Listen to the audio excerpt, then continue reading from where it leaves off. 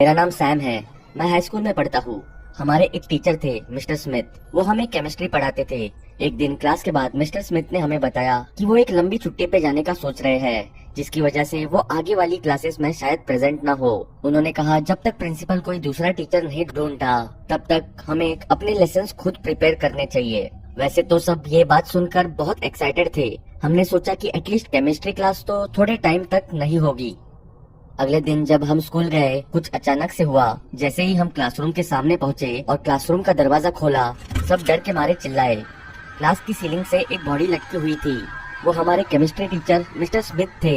Mister Smith ने अपने ही classroom में सुसाइड कमिट किया था। उनकी गर्दन दूसरी तरफ चटक गई थी जब वो रस्सी को अपनी गर्दन में बांधते हुए लकड़ी की चेयर से कूदे। बहुत सारे बच्चे बेहोश हो गए। बहुत बच्चे उल्टी भी करने लगे। मैं सुन्न हो गया। मैं वही भूत की तरह खड़ा उनकी लटकी हुई बॉडी को देखता रहा। स्कूल उसी समय लॉकडाउन में चला गया। स्कूल के सामने पुलिस कार्स आ गई थी। हमारे पेरेंट्स हमें घर ले जाने के लिए आ चुके थे। हम स्कूल के बाहर खड़े पैरामेडिक्स को हमारे केमिस्ट्री टीचर की बॉडी ले जाते हुए देखते रहे। अगले दिन हमारी स्कूल प्रिंसिपल ने पूरे स्कूल को एड्रेस किया और मिस्टर स्मिथ की फैमिली के लिए भी शौक मनाया। हमारी स्कूल लाइफ वापस नॉर्मल हो गई थी, पर हम बहुत बार टीचर्स और सीनियर्स को मिस्टर स्मिथ की डेथ के बारे में बात करते हुए देखते थे। कुछ लोग ये भी कहते थे कि उनकी वाइफ का अफेयर उनकी किसी फ्रेंड के साथ चल रहा था। शायद इसीलिए उन्होंने सुसाइड कमिट करने का सोचा। जैसे ही और दिन कटते रहे, लोग इस घटना के बारे में भूलने लगे। पर वो क्लासरूम जहाँ मिस्टर स्मिथ ने आत्महत्या की थी, उसे किसी ने भी यूज नहीं किया। कहने की जरूरत नहीं है, पर उस क्लासरूम को यूज करना सबके लिए कुछ अजीब सा हो गया था। हमारे प्रिंसिपल ने डिक्लेयर किया कि वो क्लासरूम रिनोवेट होगा और वहाँ एक लैब बनेगी। एक दिन मैं इंग्लिश क्लास के बीच में वॉशरूम गया। बॉयज वॉशरूम केमिस्ट्री क्लास के ठीक साथ में था। मैं क्लासरूम को क्रॉस ही कर रहा था कि मुझे कुछ भयानक सा एहसास हुआ। मुझे लगा जैसे कोई क्लासरूम के अंदर हो। मैंने चेक करने के लिए दरवाजा खोला, पर वहाँ कोई नहीं था। मैंने अपने आप को एक खाली क्लासरूम में खड़ा पाया। फिर अचानक मुझे किसी की आवाज आई, मेरे कान के बहुत पास में। ऐसा लग रहा था जैसे कोई मेरे साथ खड़ा मेरे कान में फुसफुसा रहा हो। मेरी मदद करो सैम। मैं उसी समय पीछे मुड़ा, पर वहाँ कोई नहीं था। एक सेकंड के लिए मुझे ऐसे लगा जैसे मिस्टर स्मिथ ने ही मेरे कान में कुछ बोला हो। उस दिन के बाद स्कूल में बहुत अफवाहें उड़नी शुरू हो गई। टीचर्स ने कहा कि केमिस्ट्री क्लास हॉन्टेड है। हमारा स्कूल का सिक्योरिटी गार्ड रात में स्कूल का चक्कर लगा रहा था कि तभी उसे एक आदमी हॉलवे में खड़ा दिखा, जिसकी आंखें खूनी थी, उसकी गर्दन घुमी हुई थी और वहाँ से लटकी हुई थी। हालांकि इन घटनाओं को सिर्फ कुछ लोगों ने ही देखा था, पर पूरे स्कूल ने मानना शुरू कर दिया था कि मिस्टर स्मिथ की आत्मा पूरे स्कूल में भटकती है। एक दिन मैं अपने दोस्तों के साथ कॉरिडोर में खड़ा बात कर रहा था कि मैंने देखा दो पुलिस वाले प्रिंसिपल के ऑफिस से निकल रहे थे। मैंने एक पुलिस वाली को प्रिंसिपल को बोलते सुना, हाँ ये एक आत्महत्या का केस है, तो हमें नहीं लगता इसमें और जाँच की जरूरत है, तो हम इस केस को बंद कर रहे हैं मिस्टर राइट। हमारे प्रिंसिपल मिस्टर राइट ने अपना सर हाँ में हिलाया और पुलिस चली गई। उस रात मुझे एक भयानक सपना आया। मैं केमिस्ट्री क्लासरूम में खड़ा था। मेरे सर के ऊपर मिस्टर स्मिथ की लाश लटकी हुई थी। मैंने ऊपर देखा और मुझे उनका मरा हुआ चेहरा दिखा। उन्होंने अचानक अपनी आंखें खोली और कहा, तुम्हें उसे यहाँ लाना चाहिए सैम, तुम्हें मेरी मदद करनी चाहिए। मैं पसीने से लटपट होते हुए उठा। मैंने रियलाइज किया कि सुबह के 10 बजे थे। मैं पूरा दिन सोचता रहा कि मुझे मिस्टर स्मिथ की डेथ से ऐसी अजीब सी फीलिंग क्यों हो रही है, और वो कौन सा इंसान है जिसको लाने के लिए मिस्टर स्मिथ मुझे बोल रहे थे। इतने सारे सवाल थे, पर कोई जवाब नहीं।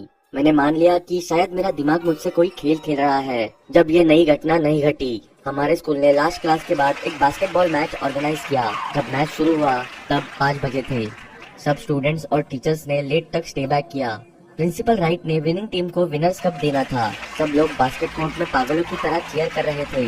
अचानक मेरी नजर मिस्टर राइट पर पड़ी और मैंने देखा कि उनके चेहरे का रंग उतर रहा है। ऐसा लग रहा है जैसे उनके चेहरे में खून ही नहीं हो।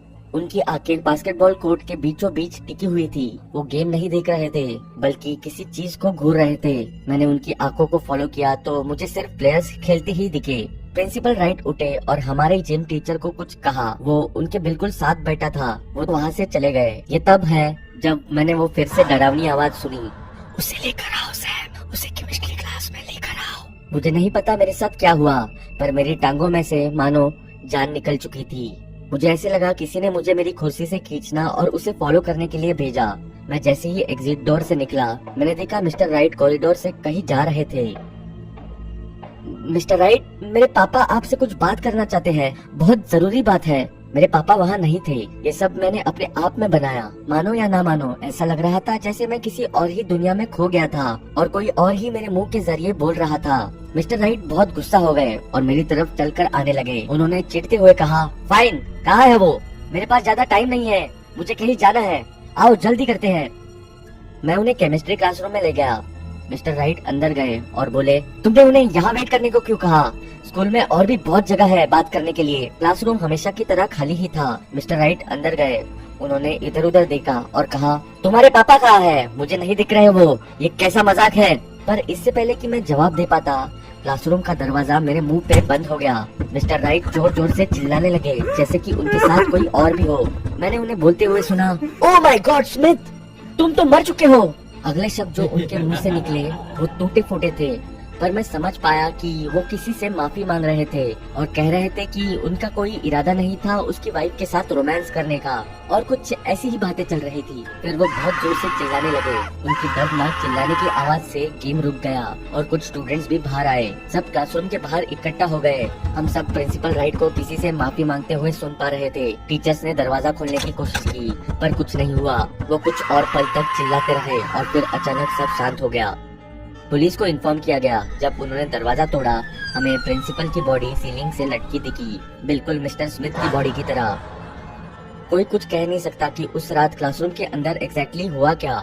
जब पुलिस ने मुझसे पूछा कि क्या मैंने किसी और को मिस्टर राइट के साथ अंदर जाते हुए देखा था, क्योंकि मैं सबसे पहला था जो क्लासरूम के दरवाजे पे पहुंचा, मैंने जवाब दिया, मैं टॉयलेट गया था और उनके चिल्लाने की आवाज सुनता हुआ बाहर आया, बाकी सबकी तरह। बाद में कुछ टीचर्स ने कहा कि मिस्टर स्मिथ की वाइफ ने पुलिस को सब कुछ बता दिया है हमारे प्रिंसिपल मिस्टर राइट के साथ अफेयर के बारे में। इसीलिए मिस्टर स्मिथ ने डिप्रेशन की वजह से आत्महत्या की थी। पर किसी को नहीं पता कि मिस्टर राइट को हुआ क्या था। वो सोचते हैं कि उन्होंने गिल्ट की वजह से सुसाइड किया था, पर उन्हें नहीं पता जो मुझे पता है। मेरे ख्याल से मिस्टर स्मिथ ने मुझे ही जरिया बनाकर मिस्टर राइट को लालच में वहाँ बुलाया और फिर अपना बदला ले लिया। पर एक प्रश्न जो मुझे आज भी कंफ्यूज करता है वो ये है कि मेरे केमिस्ट्री टीचर ने मुझे ही क्यों चुना अपना बदला लेने के लिए। तुम्हें क्या लगता है?